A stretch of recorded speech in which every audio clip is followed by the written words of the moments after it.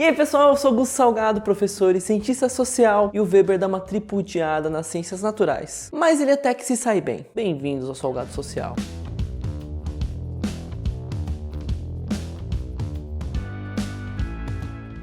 Continuando a série do Economia e Sociedade, se você não viu os outros vídeos, vai lá ver. No último vídeo, tratamos de luta e seleção social. O próximo conceito que o Weber vai propor é o de relação comunitária. Uma relação social denomina-se relação comunitária quando e na medida em que a atitude na ação social, no caso particular, ou em média, ou no tipo puro, repousa no sentimento subjetivo dos participantes de pertencer, afetiva ou tradicionalmente, ao mesmo grupo. Além disso, uma relação social denomina-se relação associativa quando e na medida em que a atitude na ação social repousa num ajuste ou numa união de interesses racionalmente motivados, com referência a valores ou fins. Pois então temos duas relações sociais. A comunitária são aquelas ações sociais motivadas pelo pertencimento e a associativa, cujas ações sociais são motivadas por interesses ajustados entre os indivíduos. O Weber vai colocar que a relação comunitária constitui, na maioria dos casos, a antítese da luta, enquanto a associativa é um compromisso entre interesses antagônicos que anulam certas divergências em nome da possibilidade de concorrer com mais força naquilo que está fora da associação. Ou seja, eu faço uma concessão àquele que seria um possível adversário para que eu possa combater outros adversários com mais força. E não é porque as pessoas convivem que existe necessariamente uma relação comunitária. É preciso haver uma ação derivada do pertencimento, ou para afirmar ou para tentar pertencer. Somente quando, em virtude desse sentimento, as pessoas começam de alguma forma a orientar seu comportamento pela das outras, nasce entre elas uma relação social, que não é apenas uma relação entre cada indivíduo e o mundo circundante. E só na medida em que nela se manifesta o sentimento de pertencer ao mesmo grupo, existe uma relação comunitária. E não apenas isso, esse sentimento de pertencimento somente pode existir em oposição à existência do outro. Ou seja, somente quando há o diferente que você reconhece na comunidade a igualdade. E não há comunidade cujo reconhecimento seja mais forte do que vocês que acompanham o Salgado Social. Olha essa série, vídeo 8 de um livro super denso de sociologia. Nós somos sobreviventes. Deixa um like para lutar contra esse algoritmo que me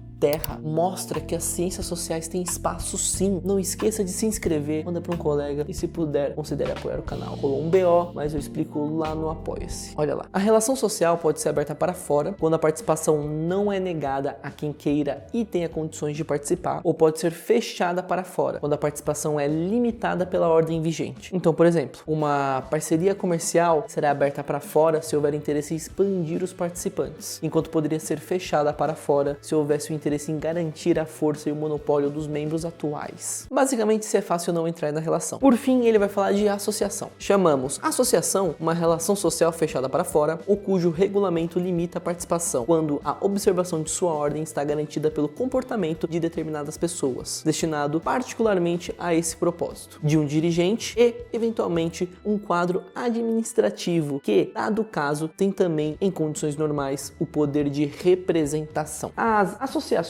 seriam então relações sociais fechadas para fora, em que existe alguém ou um grupo que representa um coletivo para decisões e especialmente a possibilidade de novos ingressos. Maravilha? E no final desse capítulo, o Weber introduz dois dos seus conceitos mais importantes e também dois dos mais usados até hoje nas ciências sociais: poder e dominação. Poder significa toda a probabilidade de impor a própria vontade numa relação social, mesmo contra resistências, seja qual for o fundamento dessa probabilidade. Dominação é a probabilidade de encontrar obediência a uma ordem de determinado conteúdo entre determinadas pessoas indicáveis. Disciplina é a probabilidade de encontrar obediência pronta, automática e esquemática a uma ordem, entre uma pluralidade indicável de pessoas em virtude de atividades treinadas. Isso aqui é ouro. Poder como a probabilidade de impor a sua vontade e dominação como a probabilidade de encontrar obediência são utilizados até hoje nas ciências sociais. Quando você, porventura, pegar uma obra científica desse campo e se deparar com esses termos, pode ter certeza que vai ser acompanhado de um asterístico ou uma nota avisando se está usando ou não no sentido weberiano. Se não houver, foi dito em momento anterior na obra. Esses são conceitos que você não faz ciência humana ou social sem passar por aqui, sem passar pelo Weber. Sempre que falar de poder ou de dominação, saiba que existe ali a presença do Weber e do Economia e Sociedade. O termo disciplina também é relevante, mas os outros dois são realmente fundamentais. O bom é que o Weber tá mó tempão falando um monte monte de conceito, entrando um monte de detalhe e deixar isso para as 2 últimas páginas do capítulo. E, como se não bastasse, ele continua com outra definição essencial, uma que todo mundo que já estudou ciência social humana já se deparou: o Estado moderno. Há uma associação de dominação, denominamos associação política, quando e na medida em que sua subsistência e a vigência de outras ordens dentro de determinado território geográfico estejam garantidas de modo contínuo mediante ameaça e aplicação de coação física por parte do quadro administrativo. Uma empresa com caráter de instituição política denominamos Estado, quando e na medida em que seu quadro administrativo reivindica com êxito o monopólio legítimo da coação física para realizar as ordens vigentes. E ele vai fazer uma ressalva um pouquinho mais para frente. É recomendável definir o conceito de Estado em correspondência com seu tipo moderno, uma vez que este, em seu pleno desenvolvimento, é inteiramente moderno. Vamos lá, isso aqui é muito importante. E já temos um arcabouço teórico para lidar com essa treta. O Estado moderno é uma associação de dominação. A associação é uma relação social fechada para fora, ou seja, um grupo de indivíduos direcionam suas ações a uma mesma referência, nesse caso, o Estado. Diversos indivíduos agem tendo em mente a reação do Estado ou a reação de outros indivíduos que têm em mente a reação do Estado, ou a existência do Estado. E é fechado para fora, pois a participação no Estado depende da aprovação de um quadro administrativo. Nem todo mundo pode participar do Estado. Até aqui beleza. Mas é uma associação de dominação. Então, a ordem do Estado, ou seja, a forma como as coisas se organizam nesse Estado, vão encontrar maiores chances de serem obedecidas quanto maior a legitimidade e força do Estado. Não estamos analisando a formação do Estado, mas sim como ele é na modernidade. Portanto, existe uma ordem vigente que legitima o Estado e o Estado mantém essa ordem vigente. O Estado exerce dominação, pois existe a probabilidade das pessoas obedecerem essa ordem e direcionarem a sua ação da forma esperada pelo Estado. E isso ocorre